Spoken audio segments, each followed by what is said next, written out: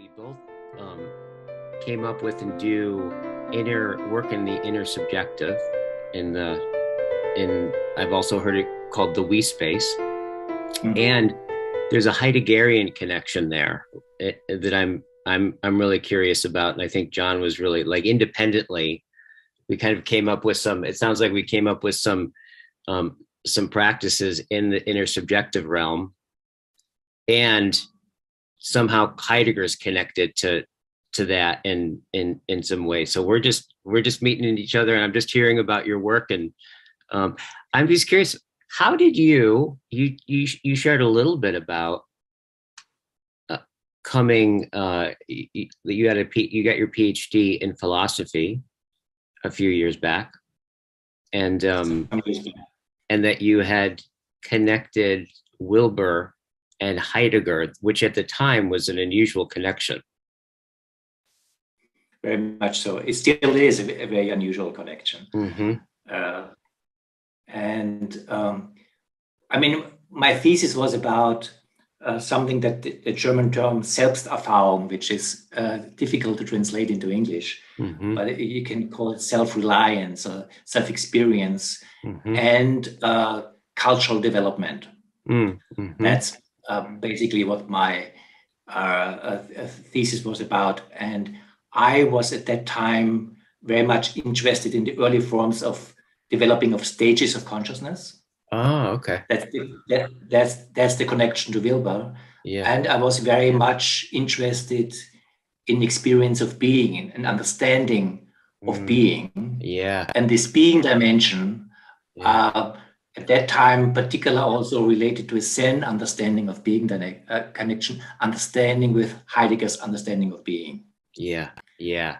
That was the original connection point. Right. That there's something that our usual way of understanding reality does not touch, and there's something that got lost in the way we relate to the world. Yes. And which Heidegger expresses of our forgetfulness of the being dimension.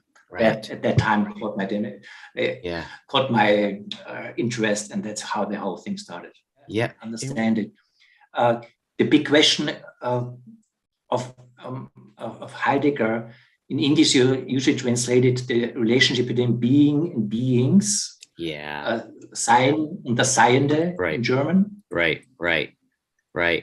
There's a reference point to Meister Eckhart in this, because Meister Eckhart talks about God, and behind God, Godhood. Gottheit in German. Yes, the godhood of God. Yes. Yeah. And I would say this Godhood, this is something with this untouchable that kind of middle-age mysticism touched on, and that Heidegger tried in the discourse of metaphysics to try to understand in a different way. Yeah. And that's the connection between a deep understanding of presence in a beyond subject-object divide dimension, something like that. Right. That was kind of where Heidegger was coming from. And that fascinated me, and that was the starting point of this. Emergent. So tell me a little bit about emergent dialogue. It's a great name. I would imagine is the name is, I assume, is very descriptive. It's very descriptive. It really tries to point to what is really at the heart of what we try to do, which is collective emergence. And what it is really about is when people come together in any kind of presence,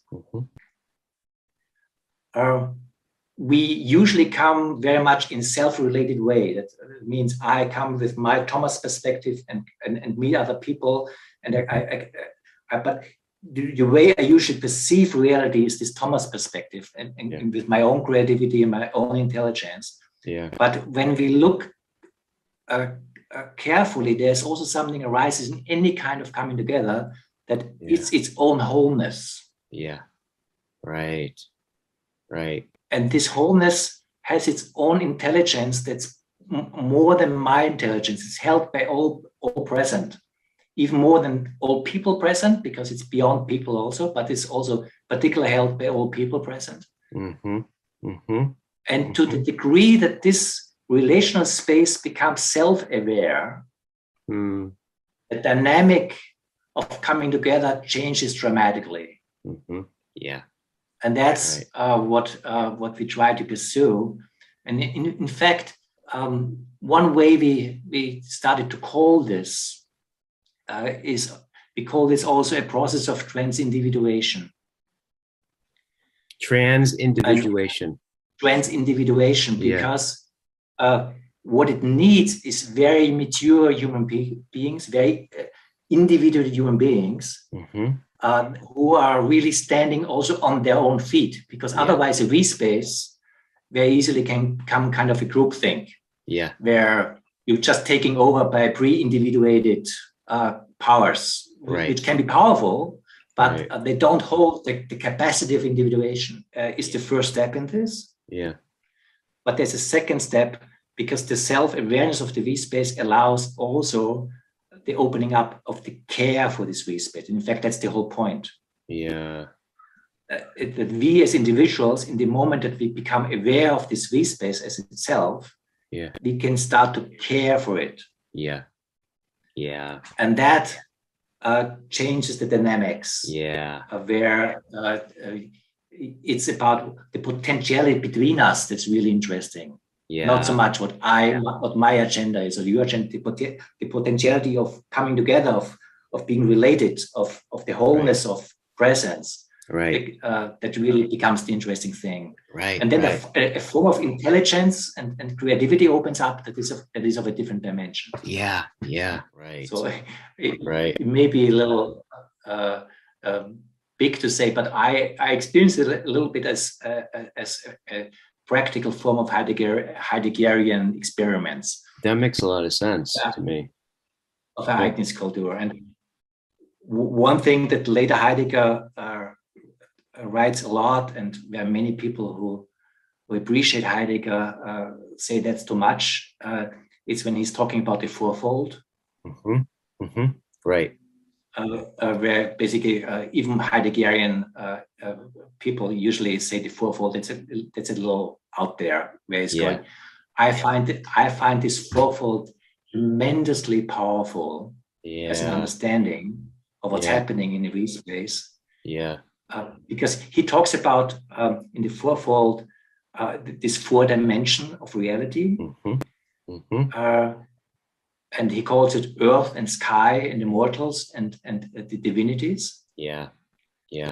And the way I understand it is that every present moment has a dimension where this moment stands on. It's just everything that brings this moment into actuality. Like we having come to this Zoom call, our capacities to speak English, our culture, everything this moment stands on is what holds this moment. And in realization of that, there's an opening to what this very moment is open to, the potentiality of that. Oh, interesting. So which I understand as the sky moment. What is this moment open to? It's always about the presence. What the potentiality of this moment is, what's possible out of where we are standing here right now. That really is the opening of this and only this. In the ongoing presence. In a direct or indirect way. And then it's always, as soon as the space opens up, it creates its own currency. It creates its own frequency. There's a kind of a gravity shift in that all of a sudden it becomes so obvious that even people who are not used to that at all are able to kind of shift the gravity field from one to the other. Although on their own they would not be able to go there, but because the gravity field is strong enough, the shift is possible. And then people are able to see that the space looks different from there. And in that, you create also a kind of an awareness, even a memory that allows to stabilize this as a possibility in consciousness and culture to come together in a different way. Yeah.